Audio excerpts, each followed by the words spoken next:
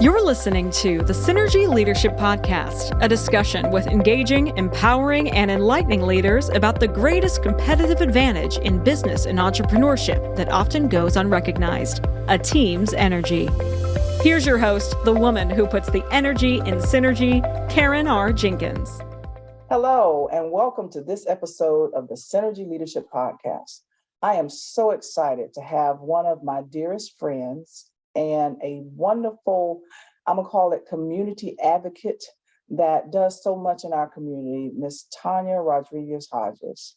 I want to welcome you, Tanya, to our podcast. And of course, you're the executive director and corporate trainer for Latino Communications. But I want to, instead of me doing that, I want you to introduce yourself to our audience and share some of your background that brought you to this point in your career.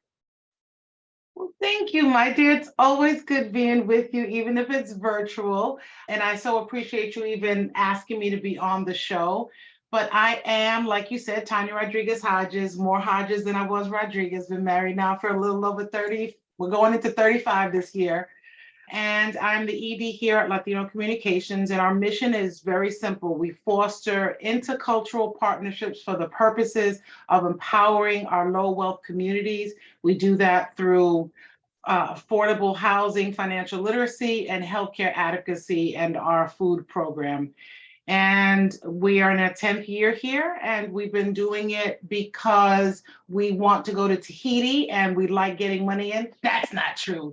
We do it because we love the community, and for all the blood, sweat, and tears, it is always so satisfying to move someone from rentership to homeownership, or move someone from predatory lending, and that's their thinking behind what banking is, and move them into a true banking situation where they're saving and they understand budgeting and credit. So we do it because we love the communities that we serve, and everything we do free to the communities. We offer all of our programs for free. And of course, they are always done bilingually sensitive in both Spanish and English. I'm always impressed with you, Tanya, and all that you do. So it just hit me that you and I have another thing in common, that we both have been married 35 years this year. So yay to all four of us. We have survived. Yes, we have.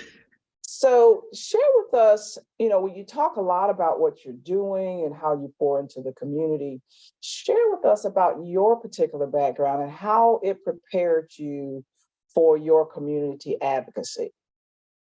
I am a former VP, junior VP for Citibank before the merger with Travelers. And my division we were in charge of introducing what we now know as ATM machines, but kiosks, that's what they were called back then, to low wealth communities so that we could get opportunity back into the hands of the consumer to be able to access their money without going and trekking outside of their immediate comfort zone of their residence. And it went off without a hitch. It was very successful in the Bronx and Manhattan. And then we went over to Brooklyn and into Queens and eventually into Staten Island. Clearly, I'm talking about New York City. I should have prefaced to say that I'm a New Yorker, or a New Eurekan, as some would like to say. And we moved here shortly, a few years after September 11th. My husband was a first responder, and as were many people in his family, because they're all law enforcement. And we moved here, bought the house sight unseen. We moving by faith, and I know that's difficult for some people to understand, but I just knew that this was our place. And my brother's been here for decades, so I knew that I had that cushion if anything were to go wrong. We moved in. It was the best thing for us. It got our children out of a stop and frisk mentality in New York. That's what they were doing back then. And we moved here to people saying hello to you on street corners and not knowing you. But what we saw once we moved here, and I thought I would just be a stay-at-home mom. I just was desperate to be with my children and be a full-time mom.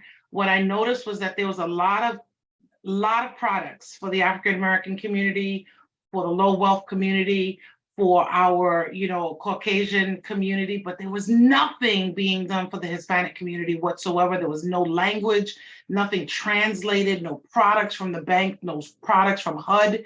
And it was frustrating So I bothered my brother enough in that space that he finally said, you really need to get your own thing, and I will help you do that, but you need to get out of my office every day in Sumter, because we can't address these issues like you can.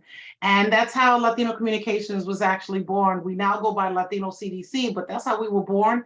And we continue to be that North Star for very many families that move to South Carolina. Well, we thank you for all that you do for our community, specifically for the Latino community. But when you help the Latino community, you help the overall community at large. So I thank you in advance for all that you've done in the past and all that you're going to do in the future. And you're doing great things. We're just blessed to have you. Thank you. As I know, you're heavily engaged in the community, and you have amassed a huge network. There are not too many people that I meet in our community that don't know Tanya Rodriguez Hodges. In building your network, it involves creating what I call synergy. And of course, our podcast is called Synergy Leadership. And I believe that synergy is the ability to leverage your energy and the energy of others to come up and create or accomplish a common goal. Can you share an example of a time when you witnessed strong synergy within leadership teams or between organizations as you're out in the community? And then what were the key factors that contributed to this synergy? And what were the outcomes or benefits that were achieved as a result of you coming together, working with different agencies or entities to make common things happen? I think that the best example is the 1,000-year flood of 2015. We all experienced the same issue, the terror, the amazement at the water levels. And then once the water receded, there were many that were left in this pocket of, oh my gosh, what do I do? There's water under my mobile home and I don't know how to get that out. That turned into this issue with humidity, and then that turned into mold issue. And synergy came in when Richland County government came to us, to our table, and said, we want to work with you. We want to figure out how we do this to the pocket of community that we know we're just not serving. The news media came to us and said, how can we get this information out there in Spanish language so that everyone understands what we're doing? And that was really a huge part of it. Lexington County government came over, Kershaw County government came in, the state finally came in and said, okay, clearly you're doing some stuff. What do we do? How do we do it? And before we knew it, we were working with all of these different entities, both locally and state, who all had the same goal. How do we help low wealth communities understand what products are out there that are free of charge to, one, get their home back to where it was before the flood, to not fall for any of the scam artists that, infiltrated our areas as they came in to try to knock on doors. And 3, to choose reputable GCs, general contractors, and such, so that the work could be done well and under the guides of the rules or regs of South Carolina. And I tell you something, there was everybody, back then it was even CC's, and CC's was like this big thing that had come to town. CC's donated hundreds of pizzas so that we could deliver them. Food Line came in off of Decker Boulevard and said, how can we donate? What do you guys need? And we were like, we need water. We get you water. And it was just a really community-centered, synergistic love movement. And I feel that has moved onward and forward. We now work with more people along the same guides of how do we best serve the people. But there was nothing that came together for me as well, tied in a neat little bow as it did after the floods hit our area. Well, thank you for sharing that. And that was powerful. And it just shows what a connector you are and the impact and reach of your specific community. One of the things, and I've known you for a long time, and I've known you to be this giving advocate ever since I've known you. And one of the things I think that we're both passionate about is, I'm going to call it empowering people, right? We talk a lot about helping people, but there's that adage that, you're not trying to give people fish, you're trying to teach people to fish. So what have you seen in recent years in your leadership and working with other people and trying to help the community come together to give others an opportunity or support to give them the knowledge and everything that they need to become self-sufficient. I mean, you and I go back to, the foreclosure crisis when we were both housing counselors and helping families that were facing a catastrophic loss of their home, but trying to get them stabilized so that they could become productive citizens and do what they needed to do to take care of themselves. So what have you seen in that arena? We live by the 3 E's here: education, engagement, and empowerment. We feel that you can't have one without the other. And what we've seen time and time again is that everyone, no matter what side of the aisle you are on politically, can always get behind the idea of home ownership and financial responsibility or financial literacy. And I think that movement has been incredible here. All the classes that we've taught with different nonprofit and on behalf of different nonprofit entities here, we've done it through financial institutions. We've done it for Freddie Mac and Fannie Mae, because everyone can agree that there's nothing more economically sound than having a family move into their own home, be responsible for that home, pay their taxes, have their children go to area schools, have those taxes then pour back into the educational system. It is just a trickle-down effect that everyone can support and get behind. Even in the time where we were going through that mortgage crisis where folks were just thinking that they were going to lose their homes, you and I worked some really awesome programs that ensured people stayed in their home with forgivable loan programs, which just means that after a certain period of time, they didn't have to pay that money back.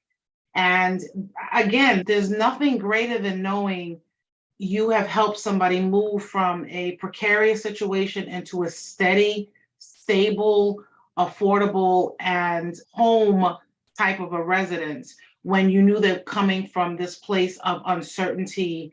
We just recently had someone in a domestic violence situation, and we found them permanent rental space.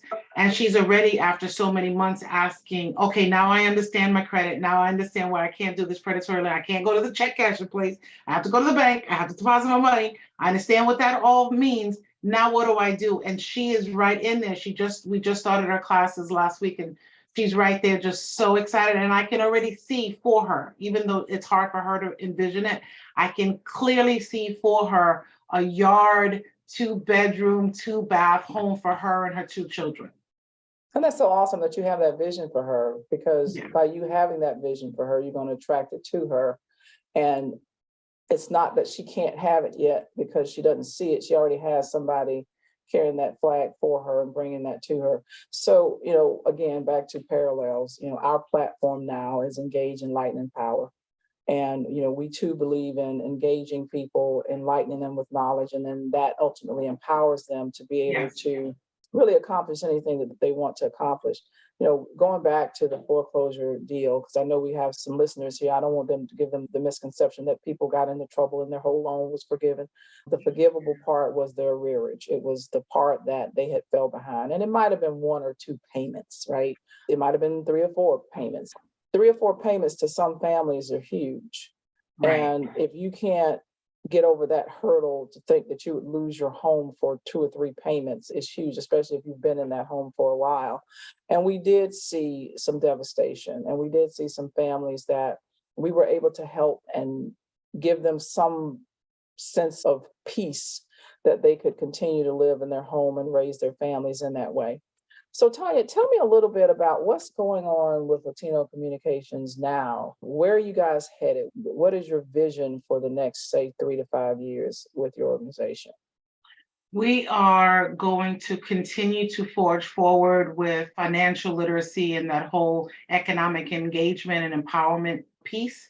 Actually, we started something new during COVID because that was such a huge blow to our community. As everyone else was at home, hunkered down, not able to leave, what people didn't understand fully, and even to this day, they kind of have an idea, but all of those fruits and vegetables and produce and chickens, poultry factories, those folks didn't shut down.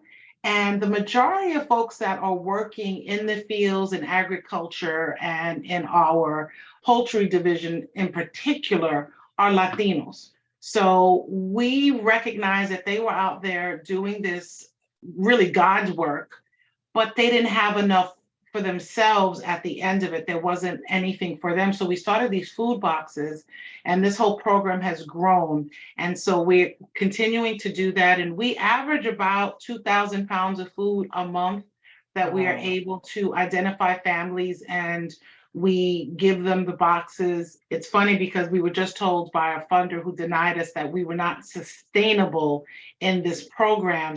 And I thought, I don't want to be sustainable. I want to sustain the families. Right. And I want funding to come our way so that we can continue the program. But I know that God has a plan, and that doesn't even worry me. I don't worry about things that I don't need to worry about. That's not my job. My job is just to wake up every morning and do better today than I did yesterday. So those are our plans. We plan on continuing to be here for the low wealth community. We plan on continuing to be advocates. We plan on continuing to stand in the gap for people.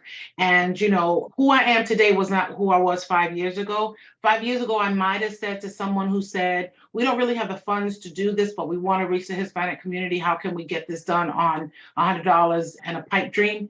And today I say, you are remiss in your thinking if you cannot foresee yourself spending dollars in the Latino community, in the Hispanic community, because our dollars count and we are very loyal consumers. And you should be thinking about not only reaching out to the community, but hiring someone that's fully bilingual, making certain that you have sensitivity training in your workspace, and making certain above all things that you are a fair and an impartial employer of people. And if you're going to say you're servicing the community, then make sure that your organization looks like those that you're trying to serve. That is great advice, great advice. And you see it in some instances. You've seen some changes and people going in that direction. And I think having advocates like you in our community help keep that forefront and make sure that it happens. So, as we begin to wrap up, I want you to share with our audience of everything you've experienced on your specific leadership journey. And that is leadership within your organization as well as leadership within our community. What are you most proud of? My team. I'm super proud of my team because I did it alone for so long that I didn't know what it was to have people that would just take over and delegate themselves and say, we're just not going to let you do this.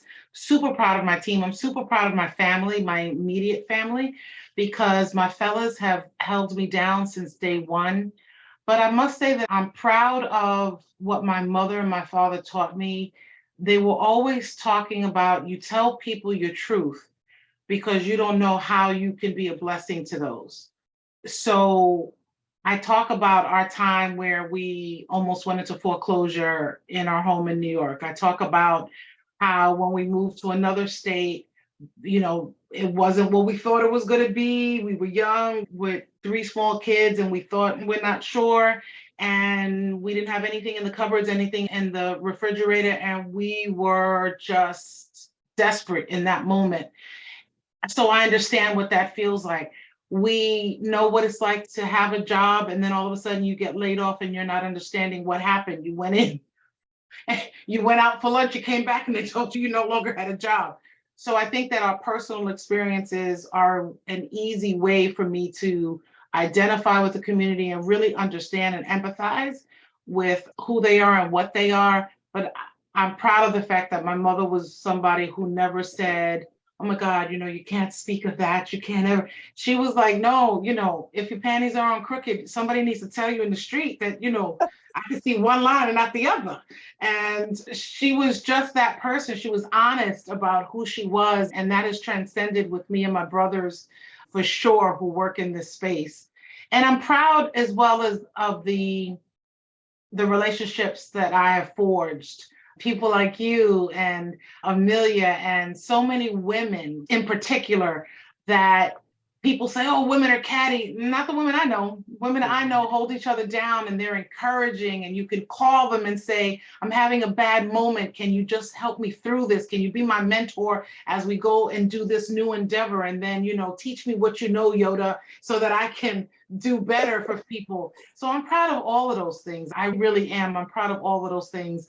And of course, I'll be remiss to say I'm hella proud of being Latina, married to a handsome Black man, and having biracial children that identify as fully African American and fully Latino. That is outstanding. And, I've watched you. I've watched you over these years, and everything you say is true. All the things that your mom taught you and how you epitomize everything that she's poured into you, and your father too. And I'm so proud of you. Let me say that. And I continue to be proud of you for being you, and also for what you do for your family and for what you do for our community as a whole. So as we wrap up, if you could, what one piece of advice or leadership advice would you give to our listeners? Find someone who you admire and make certain that you are reaching out to them. I don't mean to be a thorn in their side, but email them, send them a card, a handwritten letter, something that says, I admire what you're doing and I want to emulate that. Do you mind having lunch with me? And this is what we'll talk about over the 45 minutes. Reach out to people and let them know your weaknesses so that they can strengthen you up and build you up, so those weaknesses turn into formidable strengths. And also write down every day what you want to do that day. Everything can't, I don't even know that you realize this. You told me a long time ago, you cannot accomplish everything that you want to accomplish at the end of the day and then beat yourself up about it. You have to make priorities, goals, visions, and whatever's left over, it can pass for the next day.